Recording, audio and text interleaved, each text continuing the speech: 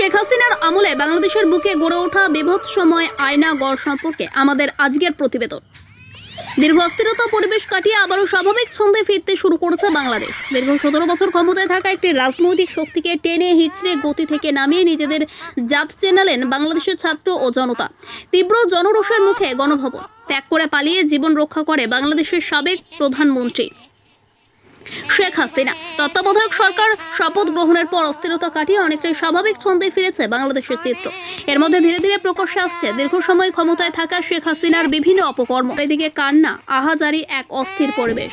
হাসিনার শাসনকালে গোটা দেশেই যেন এক অরাজকতার পরিবেশ কায়েম করে রেখেছিলেন।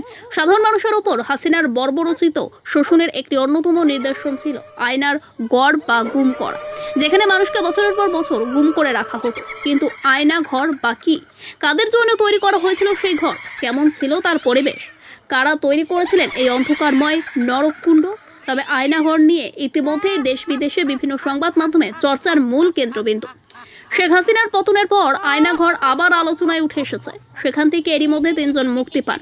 আয়নাঘর থেকে সম্প্রতি ছাড়া পেয়েছেন ব্যারিস্টার মীর আহমদ বিন কাসেম, আব্দুল্লাহিল আমান আজমি, পার্বত্য চট্টগ্রামের রাজনৈতিক সংগঠন ইউপিডিএফ এর মুখপাত্র মাইকেল চাকমা।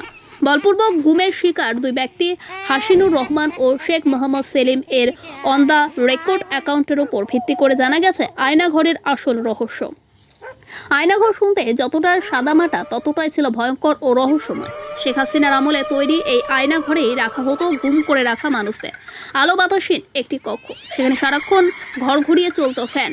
একাধিক সংবাদ মাধ্যম সূত্রে জানা গেছে শেখ হাসিনার শাসনকালে বাংলাদেশের বুকে তৈরি করা হয় সেই আয়নাঘর, যেখানে মানুষকে বছরের পর বছর আটকে রাখে শারীরিক ও মানসিক নির্যাতন চালানো হতো। মূলত যারা প্রতিবাদী, বিরোধী দলের কর্মী সমর্থক, বিশেষ করে যারা হাসিনা সরকারের বিরুদ্ধে কথা বলতেন, তাদেরকে নিঃশেষ করে দেবার মতো একটি অন্যতম প্রতিষ্ঠান ছিল এটি, যা হাসিনা বিশ্বস্ত প্রশাসনের উচ্চ পর্যায়ে অফিসারদের দ্বারা পরিচালিত হতো। সাধারণ প্রশাসনিক আধিকারিকরা পর্যন্ত, যেখানে মানুষ বছরের পর বছর বুক বুঝে সহ্য করতে হতো অকথ্য শারীরিক ও মানসিক নির্যাতন। আপনজনরা বছরের পর বছর তাদের খোঁজ করে ক্লান্ত হয়ে যেত, তবুও মিলত না আপনজনদের ঠিকানা। আয়নাঘরের সম্পর্কে শুনলে অনেকের গাও শিউরে উঠতে পারে। এখনো পর্যন্ত সেখানে কয়েক হাজার মানুষের কঙ্কাল লুকায়িত আছে। মুক্তি পাওয়া কয়েকজনের সাথে কথা বলে জানা গেছে সেখানে বন্দী থাকা ব্যক্তিরা বছরের পর বছর সূর্য আলো দেখার মতো সৌভাগ্য হতো না। আর ভিতরে একটি ছোট্ট কুঁড়ে ঘরে প্রত্যেকে বন্দি করে রাখা হতো। দিনে ভালো করে দুবেলা দুমুঠো ভাতও জোটেনি। ইতিমধ্যেই সেই আয়না ঘর থেকে বেশ কয়েকজন মুক্তি পেয়েছেন। ওনাদের মুখ থেকে শোনা গিয়েছিল সেই দুঃস্বপ্ন আয়না ঘরে আবদ্ধ থাকার নির্মম জীবন কাহিনী। ইতিমধ্যে সে ভয়ঙ্কর জাহান্নাম থেকে বেশ কয়েকজন মুক্তি পেয়েছেন। ওনাদের মুখ থেকে শোনা গিয়েছে সেই দুঃস্বপ্নের কাহিনী।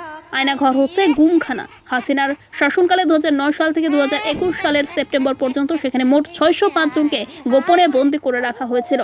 2009 থেকে 2017 সাল পর্যন্ত বাংলাদেশ সরকারের প্রত্যক্ষ বা পরোক্ষ মদতে নিখোঁজ হন 402 জন মানুষ। এ তথ্যটি প্রকাশ করে ঢাকা ভিত্তিক মানবাধিকার সংগঠন অধিকার।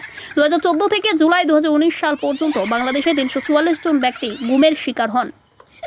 66 জনকে সরকারি হেফাজতে গ্রেপ্তার অবস্থায় পাওয়া গেছে এবং আইন ও সালিশ কেন্দ্রের তথ্য মতে 203 জন এখনও গুম রয়েছেন।